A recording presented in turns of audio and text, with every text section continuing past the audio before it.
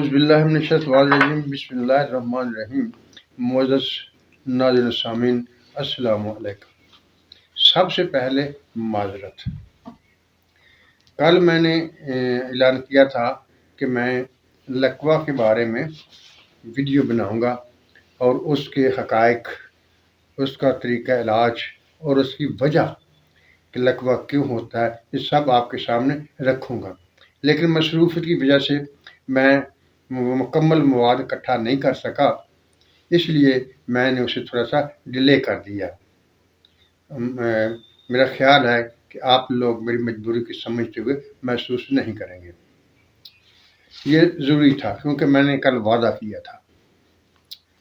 آج جو ویڈیو ہے اس کا تھمبنیل ہے سوشل میڈیا اور مولوی۔ یہ بات یاد رکھنی ہے، مولوی کسی شخصیت کو میں ٹارگٹ نہیں کر رہا، یہ ایک مثال ہے، یہ ایک کردار ہے جو اس دنیا میں ہمارے پاکستان میں پایا جاتا ہے، اسی کے مطابق بات کر رہا ہوں، میں کسی بھی شخصیت کو ٹارگٹ نہیں کر رہا۔ آئیے اب دیکھتے ہیں سوشل میڈیا نے کیا کیا اور مولوی صاحب نے کیا کیا۔ سوشل میڈیا ایک ایسا ذریعہ ہے جس نے ان نافہموں کو بے مہار کر دیا ہے جو کسی اخلاق، کسی قانون، کسی مذہب کے اصولوں کو نہیں مان رہے، یعنی ان کو پشے پش ڈال دیا ہوا ہے۔ فرض کیجئے ہم مسلمان ہیں، ہمیں سب سے پہلے یہ دیکھنا ہے کہ اسلام ہم سے کیا مطالبہ کرتا ہے کہ ہم اپنی گفتگو میں، اپنے رویوں میں، گفتگو کے اظہار میں کیسا رویہ اختیار کریں۔ لیکن یہ سوشل میڈیا ایک ایسی بلا آئی ہے کہ اس نے یہ سارے ہم سے چھین لیے ہیں، یہ سارے اصول، سارے ضابطے ہم سے چھین لیے ہیں۔ اب جس کی جو مرضی آتی ہے، کوئی سچ بولے، کوئی جھوٹ بولے، جس طرح سے بات کو بیان کرے، اسے آزادی ہے، اسے کوئی پوچھنے والا نہیں۔ اگر کچھ حکومتیں قانون بناتی بھی ہیں تو ان پر عمل درآمد نہیں ہوتا، لہٰذا وہ آزاد ہے۔ اب مولوی نے کیا کیا؟ اس سوشل میڈیا کی آزادی نے مولوی پر کیا اثر ڈالا؟ مولوی نے بھی یہی کام کیا، یعنی کوئی نہ کوئی ایسی بات جو متنازع تھی اس کو بیان کرنا شروع کر دیا۔ لوگ متنازع باتوں کو زیادہ دیکھتے ہیں، ان کے ویوز بڑھنے لگے تو ان کی انکم شروع ہو گئی۔ پہلے جو مولوی لوگوں سے پیسے اکٹھے کرتا تھا اسے مختلف طرح سے طریقے اختیار کرنے پڑتے تھے، اب اس نے اپنی جو اس کا منصب تھا اس سے فائدہ اٹھایا اور سوشل میڈیا پر آ گیا۔ جب سوشل میڈیا پر آ گیا، اختلافی باتیں بیان کی، ویوز بڑھنے لگے اور اس کی موجیں ہو گئیں۔ یعنی یہ مقابلہ چل گیا کہ ہر مولوی اختلافی باتیں بیان کرنے لگا۔ یہاں میرا ایک سوال ہے کہ یہ مولوی حضرات یہ باتیں کہاں سے لیتے ہیں؟ کتابوں سے لیتے ہیں نا، یہی دعویٰ کرتے ہیں کہ کتابوں سے۔ کتابیں کنہوں نے لکھی؟ وہ پہلے بزرگوں نے لکھی، انہوں نے ان معلومات کو علمی دیانت کی وجہ سے جو ان تک پہنچی تھی وہ انہوں نے لکھ دی، لیکن اپنے کردار کی وجہ سے اس کو بیان نہیں کیا، لکھ دیا، بیان نہیں کیا۔ کیوں بیان نہیں کیا؟ کہ ان کے اصول و ضوابط یا ان کے مقام یا ان کی اتھینٹسٹی میں ان کو کچھ تردد تھا، اس لیے انہوں نے بیان نہیں کیا۔ اب جو مولوی آتا ہے وہ کہتا ہے یہ لوگ چھپاتے ہیں، بیان نہیں کرتے۔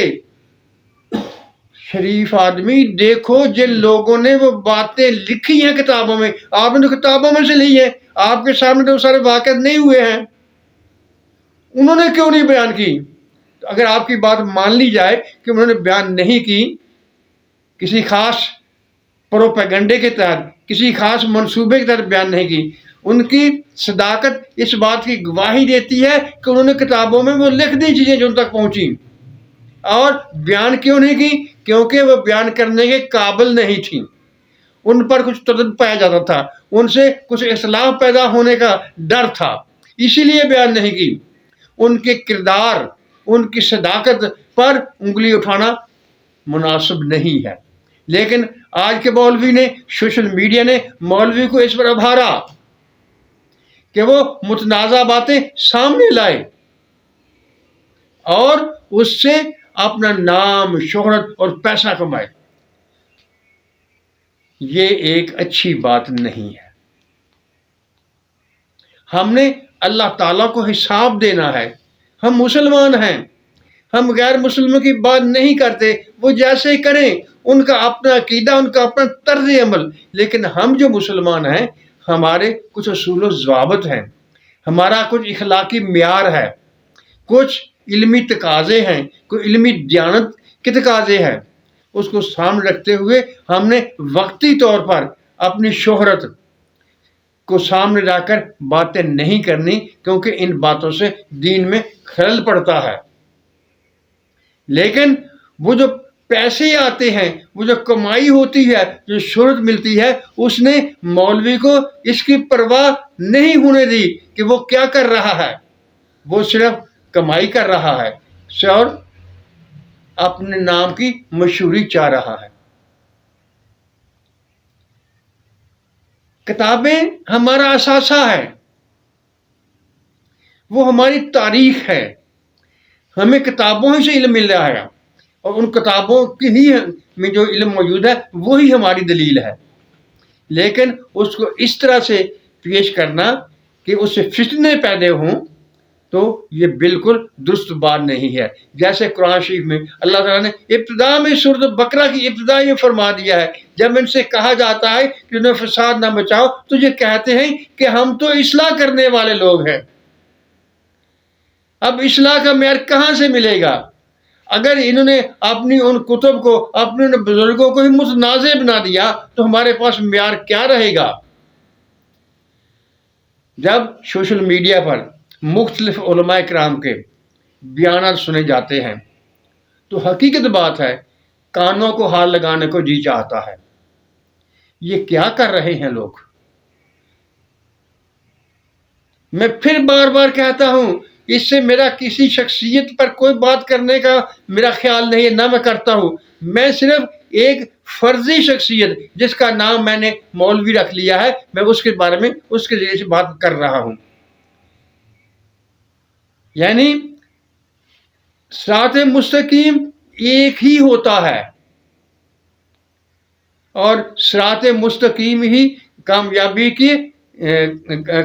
کا ذریعہ ہے، صلہ ہے، اسی پر چلتے ہوئے کامیابی ملے گی۔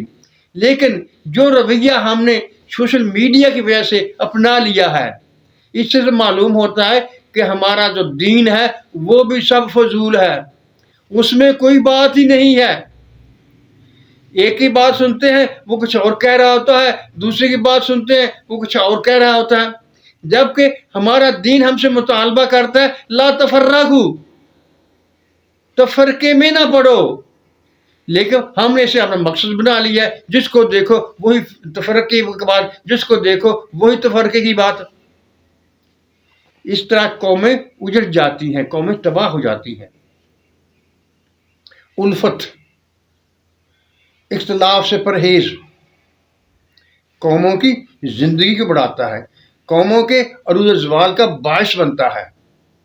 معزز ناظرین سامعین، شاید آپ کو میری باتیں اچھی نہ لگیں، لیکن میں اس لیے کر رہا ہوں کہ میری آواز تو اس گروہ میں شامل ہو جائے جو امت کے اتفاق کا داعی ہے، افتراق کا نہیں ہے۔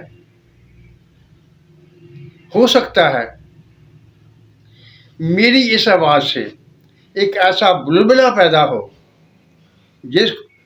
جو دوسرے لوگوں کے لیے بھی باعث بنے اور وہ قومی اتفاق کے بارے میں سوچیں اور موجود عارضی طور پر نیک نامی، نام روشن ہونا، پیسے سے کمانے سے اجتناب کر لیں۔ معزز ناظرین سامعین، اللہ تعالی ہم سب کو سچ بولنے، سچ سننے اور سچ پر قائم رہنے کی توفیق عطا فرمائے۔ آمین۔ اللہ حافظ۔